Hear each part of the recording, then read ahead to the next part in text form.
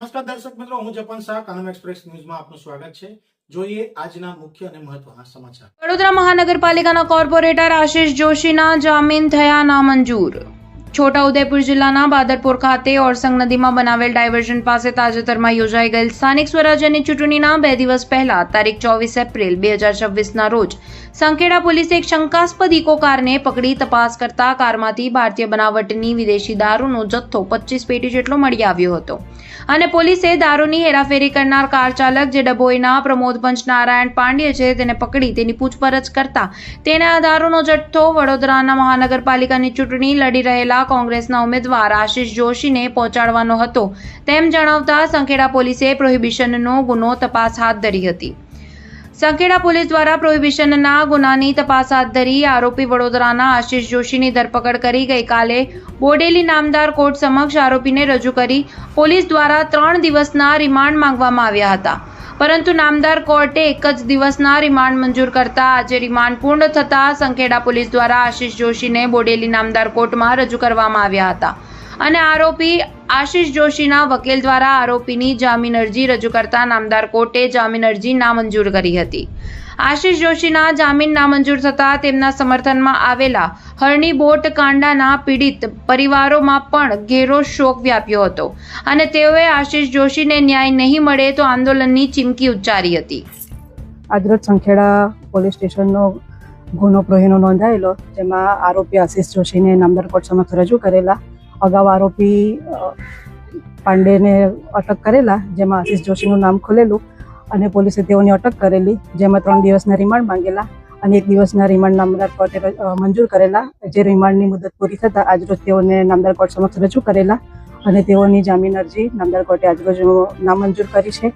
અને પોલીસ તરફથી 111 BNS 111(3)ની કલમ ઉમેરો કરવા માટેની અરજી આપેલી છે। આશિષ જોશીને આજરોજ રિમાન્ડ સમય પૂર્ણ થયા બાદ જ્યારે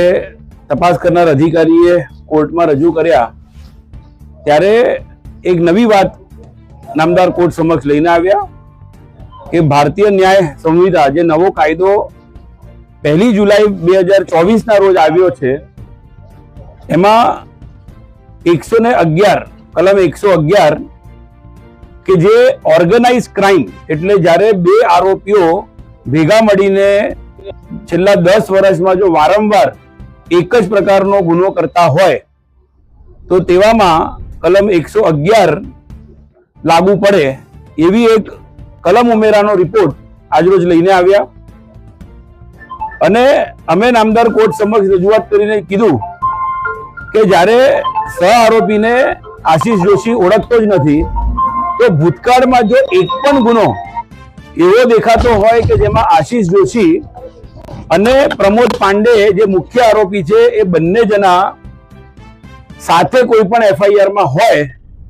તેવા સંજોગોમાં આવી કલમ લાગી શકે, પરંતુ નામદાર કોર્ટે પોલીસની એ અરજી મંજૂર કરીને કલમ ઉમેરો જે 111 નો હતો એ કારણોસર મંજૂર રાખ્યો કે સને 2006માં, 2008માં, 2017માં અને 2019માં 4 FIR આશિષ જોશી ઉપર થઈ હતી। નામદાર કોર્ટને અમે એ પણ જણાવ્યું કે આ 4 FIR જે છે એ FIR માં આશિષ જોશી સદંતર નામદાર કોર્ટમાંથી નિર્દોષ જાહેર થઈ ગયા છે અને જ્યારે આ તમામ બાબત નામદાર કોર્ટ સમક્ષ મૂકી નામદાર કોર્ટે કલમ ઉમેરો ગ્રાહ્ય રાખ્યો તેવામાં અમે તે હુકમને પડકારવા માટે ની અરજી આપી કે અમારે ઉપલી અદાલતમાં આ જે હુકમ છે કલમ ઉમેરાનો તેની સામે અમારે નામદાર ઉપલી અદાલતમાં જવું છે અને હુકમને પડકારવો છે અને સ્ટેની માંગણી કરતા નામદાર કોર્ટે 15 દિવસ માટે તે હુકમને સ્ટે કરી દીધો છે। એટલે કલમ ઉમેરાની જે 111ની જે એમની અરજી હતી એ 15 દિવસ માટે સ્થગિત થઈ। ત્યારબાદ જ્યારે જામીન અરજી મૂકી છે તો જામીન અરજી આશિષ જોશીની એ કારણોસર નામંજૂર કરવામાં આવી કે મુખ્ય આરોપીને જે જામીન આપવામાં આવ્યા છે તે અન્ય મેજિસ્ટ્રેટ તે દિવસે ચાર્જમાં હતા એમને આપેલા છે। હાલના જે આરોપી જે છે એમને જ્યારે આ કોર્ટ સમક્ષ રજૂ કરવામાં આવે છે, આ કોર્ટ બી ઇન્ચાર્જ કોર્ટ છે, મુખ્ય કોર્ટ સંખેડાની કોર્ટ જે 25 તારીખે પણ રજા પર હતી, એટલે ઇન્ચાર્જ કોર્ટ તરીકે અન્ય જજ સાહેબે જામીન આપ્યા હતા। આ કોર્ટ બી આજે ઇન્ચાર્જ કોર્ટ છે પણ એમને એ કારણોસર જ નામંજૂર કર્યા છે કે પેરિટી એટલે જ્યારે એક જ સરખો આક્ષેપવાળા જ્યારે બે આરોપીઓ હોય તો એને પેરિટીનો લાભ મળતો હોય છે, પરંતુ પેરિટીનો લાભ એ કારણસર નકાર્યો નામદાર મેજિસ્ટ્રેટ સાહેબે આજે કે અન્ય જજે મુખ્ય આરોપીને જામીન પર આપેલા હોય એ જ કોર્ટ જામીન આપી શકે, આ કોર્ટ જામીન ન આપી શકે. કંઈક આવા કારણોસર નામદાર કોર્ટે જામીન નામંજૂર કર્યા છે. ઘણી દુઃખદ બાબત છે, પરંતુ સત્ય જે છે એ એક યા બીજા સર સામે આવશે. આશીષ જોશીને એમ કેમ પ્રકારે હેરાન કરવાનું જે ચાલુ થયું છે એમાં કદાચ મેજિસ્ટ્રેટ સાહેબ નહીં પણ ઉપલી અદાલતોમાંથી તો ચોક્કસ રાહત મળશે એમની અમને ખાતરી છે. સામે બચાવ પક્ષે આરોપી પક્ષે અમે એક અરજી આપી છે આજે કે 23/4, 24/4 અને 25/4 એટલે જયારે પ્રમોદ પાંડેની ધરપકડ થઈ તે દિવસે જે સીસીટીવી ફૂટેજો સંખેડા પોલીસ સ્ટેશનના છે એ સંખેડા પોલીસ સ્ટેશનના તે 3 દિવસના સીસીટીવી ફૂટેજ અને આ છેલ્લા 3 દિવસના સીસીટીવીના ફૂટેજ એને સંગ્રહ કરવામાં આવે, એની એક કોપી નામદાર મેજિસ્ટ્રેટ સમક્ષ રજૂ કરવામાં આવે, કારણ કે અમને ચોક્કસ ખાતરી છે કે જો આ સીસીટીવી ફૂટેજો જોવામાં આવશે તો સતત 2 દિવસ કોઈ પણ પ્રકારની પૂછપરછ કર્યા વગર લોકઅપમાં ગોંધી રાખવામાં આવેલા છે આશીષ જોશીને અને રિમાન્ડ માંગવામાં આવેલા 3 દિવસના નામદાર કોર્ટે ખાલી 1 જ દિવસના જ્યારે રિમાન્ડ મંજૂર કર્યા તો ખરેખર રિમાન્ડ પીરિયડમાં આરોપીની સઘન પૂછપરછ કરીને તપાસ થવી જોઈએ. એ તપાસ કરવાની જગ્યાએ ગઈકાલથી લઈને આજે સવાર સુધી સતત લોકઅપમાં પૂરી રાખવામાં આવેલા હતા. એ જ પ્રસ્થાપિત કરે છે કે આશીષ જોશી કે જે હરણી બોટકાંડના પીડિતો માટે સતત લડાઈ આપી રહ્યા છે, ફક્ત ને ફક્ત એ જ કારણોસર આજે જ્યારે એ શાસક પક્ષ સામે જજુમી રહ્યા છે, કોંગ્રેસમાં જોડાઈ ગયા અને કોંગ્રેસમાંથી જનાદેશ જે થયો એ જનાદેશથી જ્યારે જીતી ગયા છે તો શાસક પક્ષ જે હરાવવામાં પડ્યું હતું એ કદાચ લોકોની વચ્ચે જઈને તો આશીષ જોશીને હરાવી ન શક્યા, પરંતુ હવે કાયદાકીય રીતે આશીષ જોશી ઉપર એક સદંતર ખોટો કેસ કરીને જ્યારે આશીષ જોશીને ફસાવેલો છે ત્યારે આવનાર દિવસોમાં ચોક્કસથી તપાસ કરનાર અધિકારી સંખેડા પોલીસ એ તમામને જવાબ આપવો પડશે કે કઈ રીતે તમે એક નિર્દોષ વ્યક્તિ સામે ખોટા કેસ કર્યા, ખોટી કલમો લગાડી છે.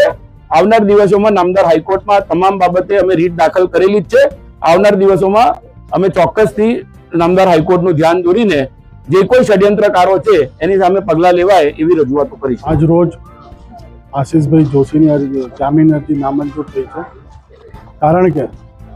અત્યાર સુધી 2024માં જે ઘટના ઘટેલી 18 જાન્યુઆરી 2024ના રોજે જે વડોદરામાં જે બોટ દુર્ઘટના થઈ એ દુર્ઘટનામાં માર્યા ગયેલા 12 માસૂમ બાળકો અને 2 શિક્ષિકાઓ માટે વડોદરામાંથી માત્ર ને માત્ર એક વ્યક્તિ હતો જે અમારા માટે લડતો હતો, અમારા સાથે ઊભો હતો. એનું નામ આશીષ જોશી છે. અત્યારે જે કેસ ચાલી રહ્યું છે એમના ઉપર જે કંઈ થઈ રહ્યું છે, જે જામીન અરજી રદ થઈ, એનું મુખ્ય કારણ એ જ છે કે હરણી બોટકાંડ પીડિતનો સાથ આપતા હતા. એટલે અમારું સાથ આપવા માટે એમને આ સજા મળી છે કે કોઈ પણ પીડિત માટે કોઈ પણ નેતા કે કોઈ પણ વ્યક્તિ ઊભો ના રહે. આ રાજકારણીઓએ એ વસ્તુ ઊભી કરી છે કે ભાઈ તમે કોઈ પણ પીડિત સાથે ના ઊભા રહો. એનો દાખલો બેસાડવા માટે આખું બીજેપી તંત્ર આશીષભાઈને આરોપી સિદ્ધ કરવામાં લાગી ગયેલું. જે જૂઠા દસ્તાવેજો ઊભા કરવામાં આવ્યા, જૂઠા પુરાવા ઊભા કર્યા, જૂઠું આખું કેસ જ આખું ફેક કેસ છે. આ બધા જાણે છે, છતાં એમની જામીન અરજી નામંજૂર થઈ. એનું કારણ એકમાત્ર એક જ છે કે વડોદરા હરણી બોટકાંડના પીડિતોને સાથ આપવા માટે એમને આ સજા મળી છે, બીજું કોઈ કારણ નથી. અને અમારા માટે તો એકલા આશીષભાઈ જ હતા જે અમારા માટે લડતા હતા. એમને હવે તમે જેલમાં નાખી દીધું છે તો અમે હવે અમારી રીતે લડીશું, આંદોલન કરીશું, જરૂર પડશે તો અમે ભૂખ હડતાલ પણ કરીશું. આજ રોજ 15 મેના રોજ જે ચુકાદો આવ્યો છે, કારણ કે આપ મીડિયા તો લોકશાહીનો ચોથો આધાર સ્તંભ છે. આપ નળિયાથી તળિયા સુધી પ્રજાને પણ મેસેજ મોકલો છો, પણ આપના સમાચાર અને આપના મેસેજ ન્યાયતંત્ર પણ જોતું હોય છે. પણ આજે જે પ્રમાણે નિર્દોષ આશીષ જોશી જે પ્રજાના ખાસ કરીને વડોદરા શહેરના સંસ્કારી જનોના 15 નંબરના વોર્ડના મતદારોએ જે 12 બાળકોને 2 બહેનો બચાવવા માટે જે વ્યક્તિએ શાસિત પક્ષનો પોતાનો છેડો છોડી અને જ્યારે એક કોંગ્રેસમાંથી જીત્યા હોય અને રાજકીય કિન્નાખોરી રાખી અને જે પ્રમાણે સરકારી મશીનરી એટલે કે પોલીસનો સદંતર દુરુપયોગ કરી ખોટો કેસ દાખલ કર્યો હોય અને તે છતાં જેમને આરોપી કહેવામાં આવે છે એવા આશીષભાઈ જોશીના વકીલ હિતેશભાઈ ગુપ્તા દ્વારા જે તમામ પુરાવા તથ્ય અને સત્ય રજૂ કરતા પણ જો જજ સાહેબ લાચાર થઈ જતા હોય, મજબૂર થઈ જતા હોય અને એક જજ એવું કહેતો હોય કે આગલો જે ચુકાદો જામીનનો આપ્યો છે મેં નથી આપ્યો, અન્ય જજે આપ્યો છે, તો જ્યારે એક અધિકારી પોલીસ ગુનો દાખલ કરતી હોય બદલી થઈને બીજો અધિકારી આવે તો એ હાથ ઊંચા નથી કરતો. આ લોકશાહીની અંદર પ્રજા હંમેશા ન્યાયતંત્રની અપેક્ષા રાખતી હોય છે. આજે દરેકને ન્યાય ઉપર ભરોસો હોય છે. જજ એક ભગવાન સમાન હોય છે, પણ આજે અમે ભગવાનને પણ મજબૂર થતા જોયા. આજે લોકશાહીની અંદર જે ન્યાયતંત્ર પણ લાચાર થાય છે એ આજે અમે બોડેલીમાં 15 મેના દિવસે જોયું, જે ખૂબ જ દુઃખદ છે. અને વડોદરાના સંસ્કારીજનો આનો હવે કઈ રીતે પ્રત્યુત્તર આપે છે એ જોવાનો રહ્યો.